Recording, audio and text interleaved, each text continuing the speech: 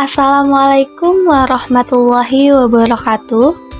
Alhamdulillahirabbil alamin wa bihi nasta'in wa ala umurid dunya waddin.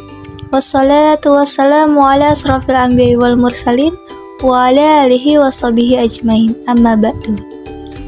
Rabbi shrahli sadri wa yassirli amri wahlul 'uqdatam min lisani yafqahu qawli. Puji syukur kita ucapkan kepada Allah Subhanahu wa Ta'ala yang telah memberikan kesempatan kepada kita sehingga masih bisa berkumpul di Google Meet kali ini.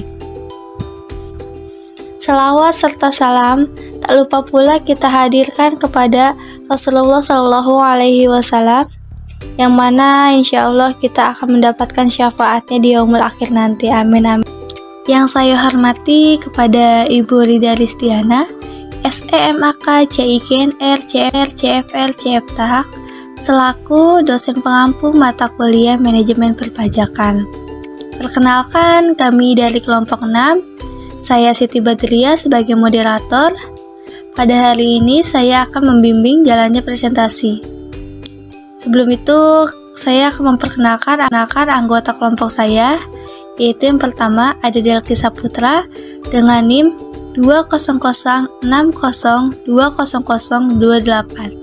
Lalu ada Melinda dengan NIM 20060200040. Baik, pada kesempatan kali ini kami akan mempresentasikan hasil tugas diskusi kami dengan judul Perencanaan Pajak Penghasilan Pasal 26.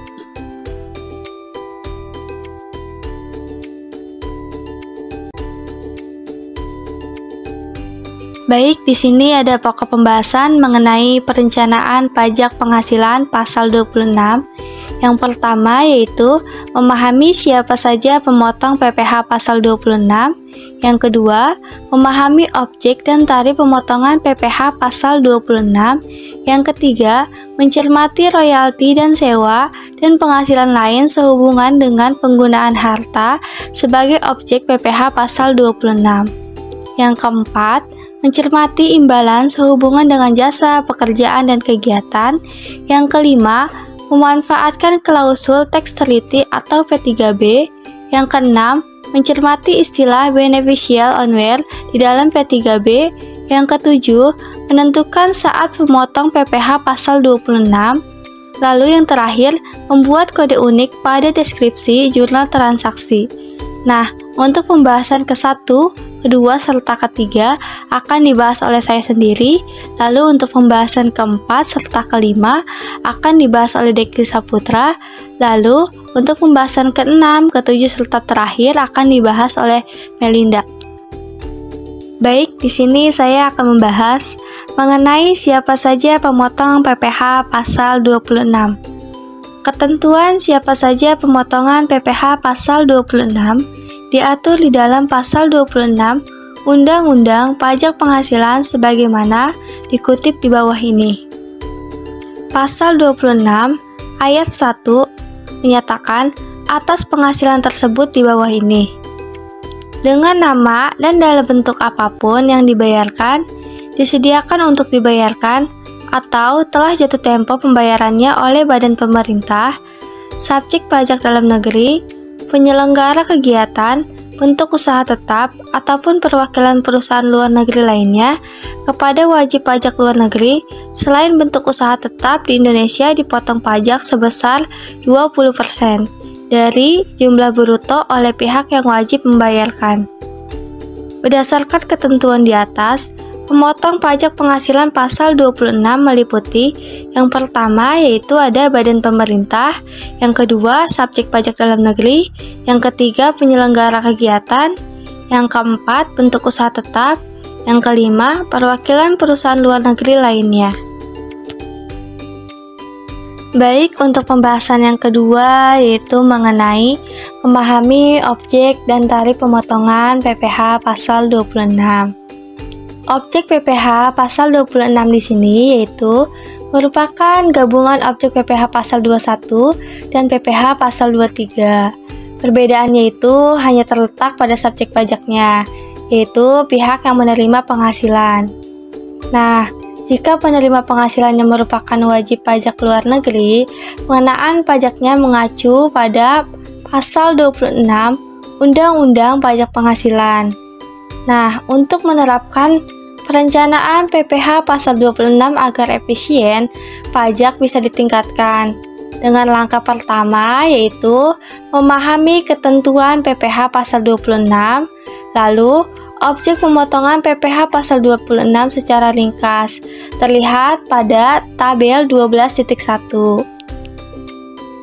Di sini ada tabel 12.1 mengenai objek dan tarif pemotongan PPh pasal 26.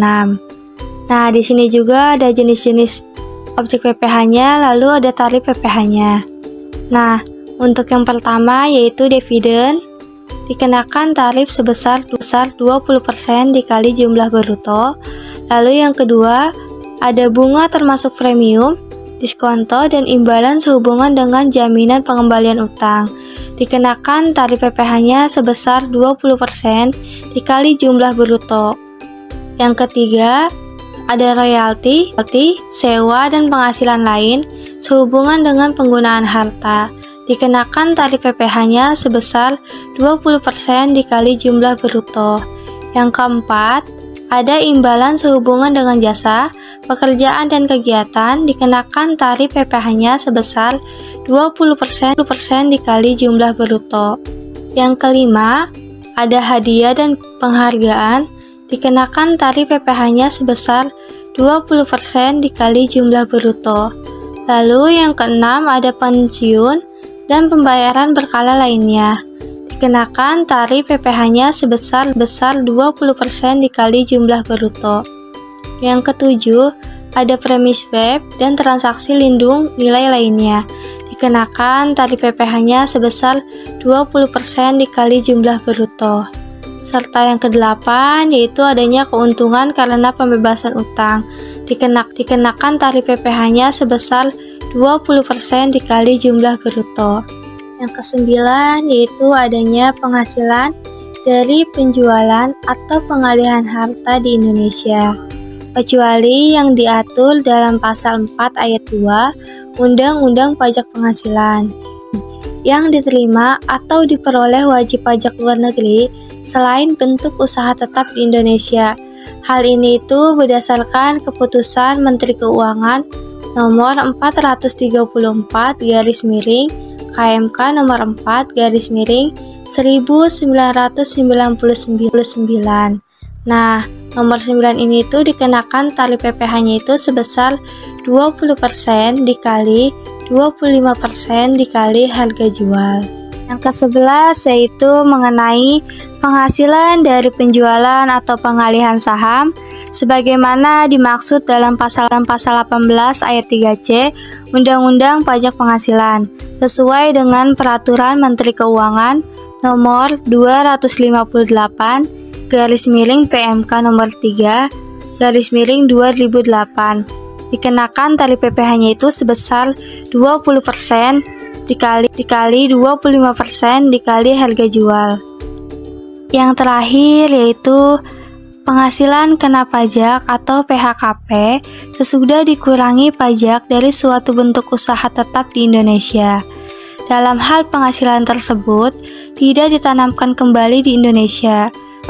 Ketentuan lebih lanjutnya diatur berdasarkan Peraturan Menteri Keuangan Nomor 14/PMK Nomor 3/2011. Dikenakan tarif PPh-nya itu sebesar 20% dikali PHKP dikurang PPh Badan BUT. Baik, untuk pembahasan selanjutnya itu akan dibahas oleh rekan saya yaitu Delki Saputra. Kepada Delki Saputra dipersilahkan. Untuk pembahasan yang ketiga ini mengenai mencermati royalti dan sewa dan penghasilan lain sehubungan dengan penggunaan harta sebagai objek pajak penghasilan pasal 26. Untuk objek pemotongan PPh pasal 23 ini, royalti ditempatkan terpisah dari sewa dan penghasilan lain sehubungan dengan penggunaan harta. Akan tetapi untuk PPh pasal 26 ini, ketiga objek tersebut berada pada satu item objek yang sama. Sebelum dicermati lebih detail, perlu dilihat definisi masing-masing objek tersebut seperti terlihat pada tabel 12.2. Di sini yaitu ada tabel 12.2 mengenai perbandingan pengertian sewa dan penghasilan sehubungan dengan penggunaan harta dan royalti. Istilah pengertian royalti. Royalti adalah suatu jumlah yang dibayarkan atau terhutang dengan cara atau perhitungan apapun, baik dilakukan secara berkala maupun tidak. Sebagai imbalan di atas, yang pertama itu adanya penggunaan atau hak menggunakan hak cipta di bidang kesusastraan, lalu kesenian atau karya ilmiah, hak paten, desain atau model rencana permula atau proses rahasia, merek dagang, atau juga bentuk hak kekayaan intelektual atau industrial atau hak serupa lainnya. Lalu yang kedua itu adanya penggunaan atau hak menggunakan peralatan atau perlengkapan industrial, komersial atau ilmiah. Yang ketiga, adanya pemberian pengetahuan atau informasi di bidang ilmiah, teknikal, industrial atau komersial. Yang keempat, yaitu pemberian bantuan tambahan atau pelengkap sehubungan dengan penggunaan atau hak menggunakan hak-hak tersebut pada angka 1.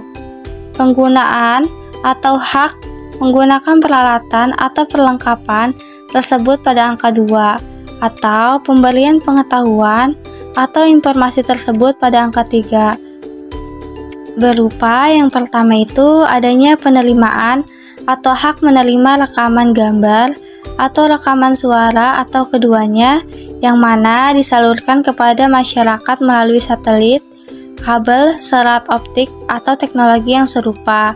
Yang kedua, penggunaan atau hak menggunakan rekaman gambar atau rekaman suara atau keduanya untuk siaran televisi atau radio yang disiarkan atau dipancarkan melalui satelit, kabel, serat optik atau teknologi yang serupa. Yang ketiga, penggunaan atau hak menggunakan sebagian atau seluruh spektrum radio komunikasi. Lalu ada yang kelima yaitu penggunaan atau hak menggunakan film gambar hidup, motion picture film, film atau pita video untuk siaran televisi atau pita suara untuk siaran radio.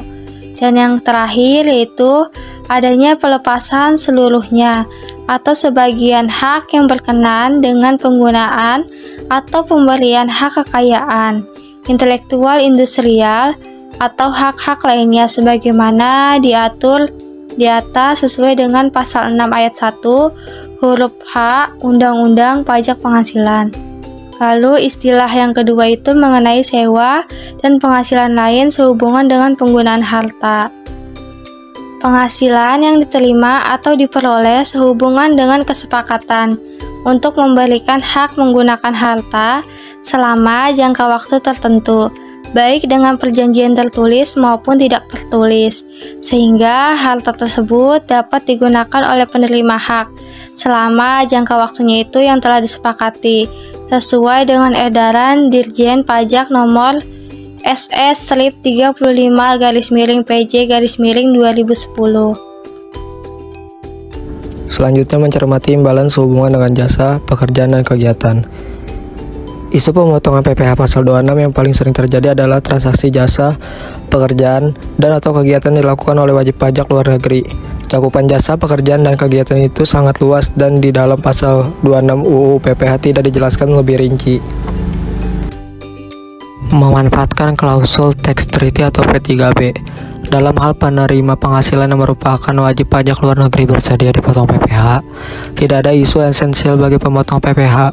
Akan tetapi, jika terpaksa pembayar penghasilan selaku pemotong PPh harus menanggung pajak, pemotong harus dapat memanfaatkan isi P3B yang mengatur hak pemajakan atas beberapa jenis penghasilan. Untuk itu, memanfaatkan klausul P3B menjadi keharusannya agar penghematan pajak dapat dioptimalkan. Secara sederhana, setiap penghasilan yang menjadi objek PPh 26 harus dikaitkan dengan jenis penghasilan yang diatur di dalam setiap P3B. Di dalam P3B diatur hak pemajakan atau taxing right sebagai berikut. Yang pertama, hak pemajakan ada di negara sumber. Yang kedua, hak pemajakan ada di negara domisili. Dan yang ketiga, hak pemajakan ada di negara sumber dan negara domisili, sehingga biasanya ada tarif tertentu yang disepakati di P3B. Latar belakang P3B, interdependensi ekonomi yang terus meningkat, serta kerjasama antar negara-negara di belahan dunia yang berbeda, menuntut pentingnya cara untuk mencegah pengenaan pajak berganda di tingkat internasional atau OECD tahun 2010 halaman 7. Untuk itu sepanjang abad ke-20 muncul tax treaty yang didasarkan pada asumsi bahwa negara-negara memerlukan suatu instrumen legal yang disepakati bersama untuk mengordinasikan praktik pemajakan dan juga meminimalkan tumpang tindih serta pengaruh negatif perpajakan pada aktivitas ekonomi lintas negara atau LANG, Piston, Suk dan Staringer tahun 2012 halaman 1. Cara yang lebih rasional adalah dengan membuat tax treaty. Cara ini bertujuan untuk menghindari atau meminimalkan pengenaan pajak berganda. Varia 1995 halaman 218. Tax treaty atau double tax treaty atau perjanjian penghindaran pajak berganda P3B muncul karena ada benturan jurisdiksi perpajakan antar negara-negara yang punya modal atau capital exporting countries dan negara-negara yang membutuhkan modal atau capital importing countries. Menuntut penelitian Neymeyer tahun 2007, negara-negara berkembang bersedia menandatangani DTT karena bertujuan untuk mengundang lebih banyak investasi asing atau foreign direct investment. Istilah domicile country atau residence country serta source country ini merupakan dua konsep dasar di dalam perpajakan internasional. Frankel dan kawan-kawan atau Frankel, Razin, dan Satka pada 1990 menyebutnya sebagai residence principle dan source principle. Kedua negara di atas melakukan hubungan ekonomi yang tidak terlepas dari aspek perpajakan. Dapat dilihat pada gambar 12.1. Akibat dari benturan ini, pengenaan pajak tidak dilakukan sama sekali di dua negara atau tax evasion atau bahkan dikenakan dua kali di masing-masing negara tersebut atau double taxation. Model P3B. Yang pertama, dalam proses pembahasan P3B, masing-masing negara akan mengajukan model P3B-nya masing-masing. Indonesia juga mempunyai model 3B-nya sendiri, yaitu model P3B Indonesia. Secara umum, di dunia ini ada dua model P3B, yaitu Organization for Economic Cooperation and Development Model atau OECD Model dan United Nations Model atau UN Model. Kedua model tersebut dianggap sebagai praktik P3B yang terbaik yang pernah ada menurut Lang, Piston, Scott, dan Staringer pada 2012 halaman 1. Yang kedua, pengaruh OECD model pada struktur dan klausul-klausul P3B secara bilateral meningkat selama ini sehingga memengaruhi juga negara-negara non-anggota OECD. Sementara itu, secara umum, pengaruh UN model secara gradual mengalami penurunan. Menurut Lang, Piston, Scott, dan Staringer pada 2012 halaman 1. Lalu yang ketiga, OECD merupakan model yang dibuat berdasarkan perspektif atau kepentingan negara-negara maju, sedangkan UN model dibuat berdasarkan perspektif atau kepentingan negara-negara berkembang. Model P3B Indonesia adalah merupakan modifikasi dari UN model. UN model tetap mempertahankan hak pemajakan pada negara sumber atau source country, yaitu negara tempat tujuan investasi, bukan negara domisili atau residence country yang menjadi tempat kedudukan investor. Di bawah ini dapat dilihat pada tabel 12.3 perbandingan isi P3B menurut OECD model dan UL model.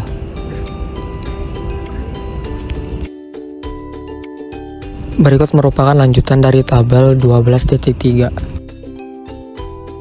Pengelompokan jenis penghasilan di kedua model P3B menjadi sebagai berikut. Yang pertama, penghasilan dari laba usaha dan pekerjaan bebas yang meliputi laba usaha, penghasilan dari transportasi, laba usaha yang terkait dengan transaksi hubungan istimewa, dan penghasilan dari pekerjaan bebas. Yang kedua itu passive income atau pendapatan pasif meliputi dividen, bunga, royalti, dan keuntungan pengalihan harta atau capital gain. Lalu yang ketiga, penghasilan dari pekerjaan atau income from employment dan aktivitas dalam hubungan kerja atau other dependent activities meliputi penghasilan dari pekerjaan, imbalan direktur, dan olahragawan, pensiunan, jasa kepemerintahan, pelajar, dan penghasilan lainnya. Kedudukan P3B dalam peraturan perundang-undangan domestik Indonesia. Kedudukan P3B di suatu negara tergantung pada sistem perundang-undangan negara tersebut. Di Indonesia, berdasarkan sistem perundang-undangan yang dianut, P3B diperlakukan sebagai lex specialis terhadap undang-undang domestik. Karena itu, apabila ada pertentangan antara undang-undang domestik Indonesia dengan P3B, aturan-aturan yang ada di dalam P3B akan dizuhulkan.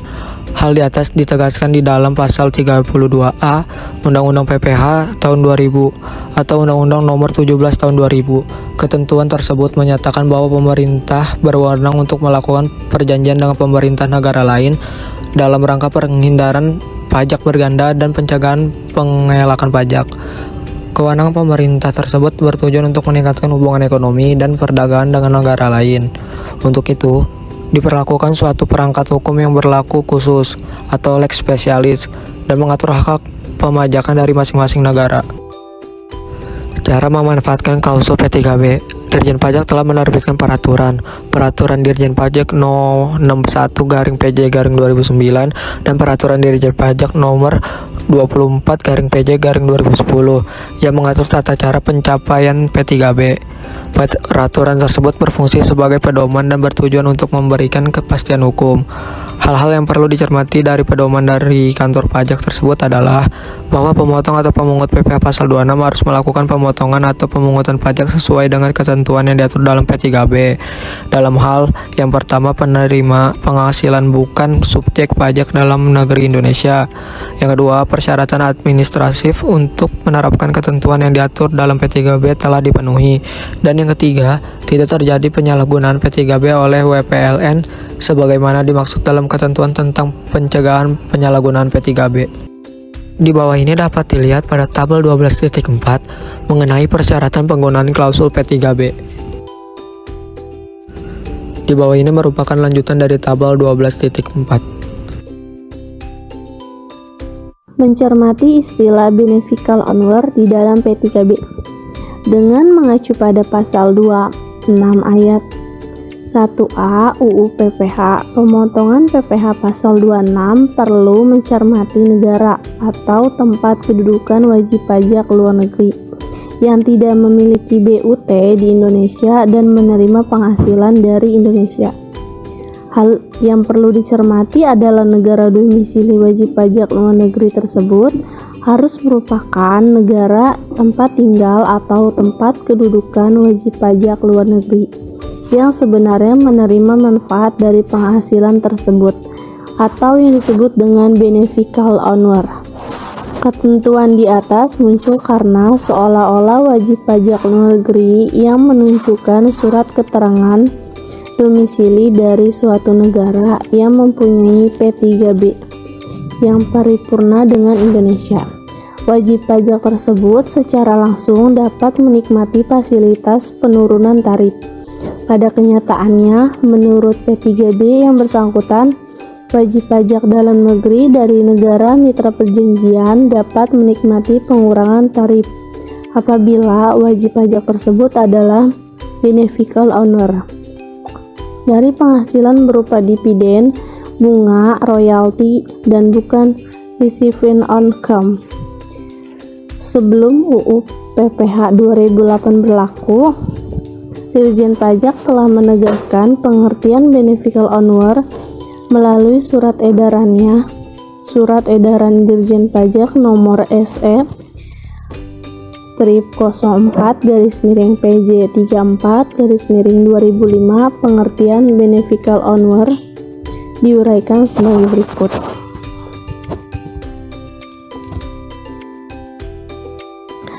Dan di sini ada gambar 12.3, yaitu contoh form DGT dengan satu halaman dengan judul Certificate of Domicile of Non-Resident for Indonesia Take Will Holding from DGT 1. Kalian bisa lihat contoh gambar Google Form-nya di sini.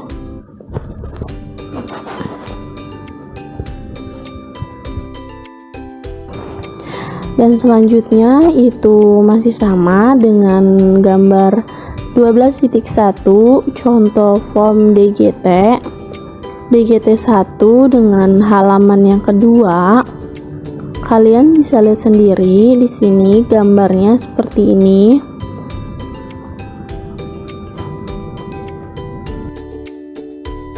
Beneficial owner adalah pemilik yang sebenarnya dari penghasilan berupa dividen, bunga, atau royalti, baik wajib pajak perorangan maupun wajib pajak badan, yang berhak sepenuhnya untuk menikmati secara langsung manfaat penghasilan, yaitu penghasilan tersebut dalam Surat Edaran Dirjen Pajak nomor SE strip 04-PJ 34/2005. Selanjutnya yaitu Dirjen Pajak melalui peraturannya juga menegaskan kembali cakupan beneficial owner. Peraturan Dirjen Pajak nomor 62/PJ 2009, Peraturan Dirjen Pajak nomor 25/PJ 2010 yang bermaksud dengan beneficial owner atau pemilik yang sebenarnya atas manfaat ekonomis dari penghasilan adalah penerima penghasilan yang pertama, bertindak tidak sebagai agen, yaitu orang atau badan yang bertindak sebagai perantara dan melakukan tindakan untuk dan atas nama pihak lain. Yang kedua itu bertindak tidak sebagai nomine, yaitu orang atau badan yang secara hukum memiliki atau legal owner suatu harta atau penghasilan untuk kepentingan atau berdasarkan amanat pihak yang sebenarnya menjadi pemilik harta atau pihak yang sebenarnya menikmati manfaat atas penghasilan. Dan yang ketiga, bukan perusahaan conduit, yaitu suatu perusahaan yang memperoleh manfaat dari suatu P3B sehubungan dengan penghasilan yang timbul di negara lain.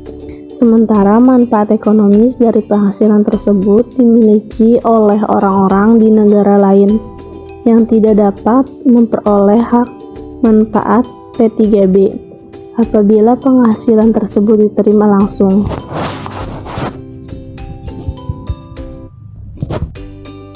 Menentukan saat pemotongan PPh pasal 26. Nah, sama halnya dengan saat pemotongan PPh pasal 23. Di sini ketentuannya pasal 26 ayat 1 UU PPh juga mengatur bahwa saat pemotongan PPh adalah yang pertama saat dibayarkan, yang kedua saat disediakan, ketiga tarif telah jatuh tempo pembayarannya. Dan ketentuan ini ditegaskan lagi dalam Peraturan Pemerintahan nomor 94/2010. Pemotongan PPh dilakukan sesuai dengan Pasal 15 ayat 4 Peraturan Pemerintahan nomor 94 2010 yaitu pada akhir bulan. Pertama, dibayarkan penghasilan. Yang kedua, disediakan untuk dibayarkan penghasilan. Dan yang ketiga, jatuh temponya pembayaran penghasilan yang bersangkutan. Saat disediakan untuk dibayarkan berlaku hanya untuk pemotongan PPh pasal 26 atas dividen. Pasal 15 ayat 4 PP nomor 94/2010 bahwa yang dimaksud dengan saat disediakan untuk dibayarkan yaitu untuk perusahaan yang tidak go public adalah saat dibukukan sebagai utang dividen yang akan dibayarkan, yaitu pada saat pembagian dividen diumumkan atau ditentukan dalam rapat umum pemegang saham atau RUVS tahunan. Dan untuk perusahaan yang go public adalah pada tanggal penentuan kepemilikan pemegang saham yang berhak atas dividen recording date. Dengan perkataan lain, pemotongan PPh pasal 26 atas dividen dapat baru dilakukan setelah pemegang saham yang berhak atau menerima atau memperoleh dividen tersebut diketahui meskipun dividen tersebut belum diterima secara tunai. Selanjutnya itu membuat kode unik pada deskripsi jurnal transaksi. Untuk mendukung langkah ekualisasi objek PPh pasal 26 dan akun buku besar, wajib pajak dapat memberikan kode unik pada deskripsi transaksi di setiap jurnal sepanjang transaksi tersebut. Terkait dengan objek PPh pasal 26, kode unik tersebut misalnya adalah 26 seperti terlihat pada tabel 12.5. Pada saat langkah ekualisasi dilakukan, seluruh akun buku besar yang terkait dengan objek PPh pasal 26 diunduh. Selanjutnya, seluruh transaksi yang memiliki kode 26 tersebut dapat diseleksi menggunakan menu fitur pada Microsoft Excel. Hal ini dapat mempermudah proses ekualisasi.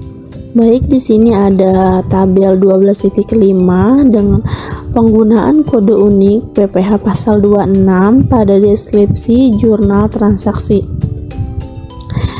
Yaitu dengan nomor 1 ada tanggal pada tanggal 20 bulan 12 2015, nomor voucher CM151220001, COA 6410, nama akun biaya jasa dengan deskripsi 26 mencatat tagihan vendor debit 100.000 dengan pada kredit 100.000.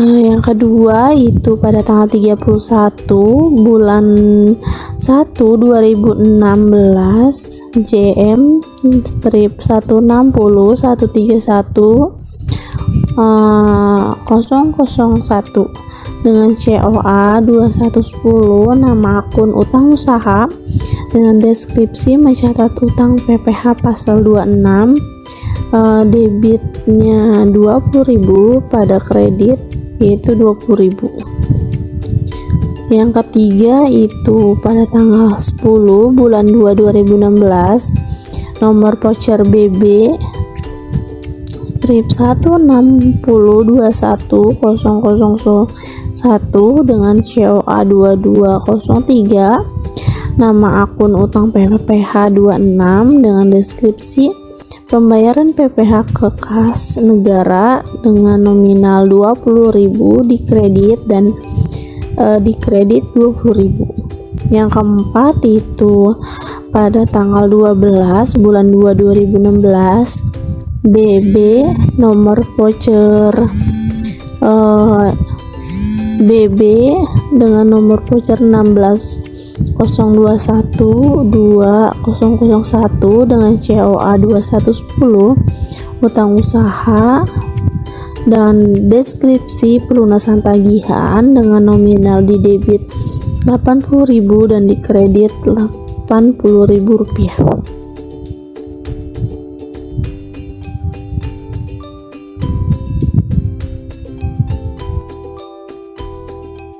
Kesimpulannya adalah objek PPh pasal 26 merupakan gabungan objek PPh pasal 21 dan PPh pasal 23. Perbedaannya hanya terletak pada subjek pajak, yaitu pihak yang menerima penghasilan.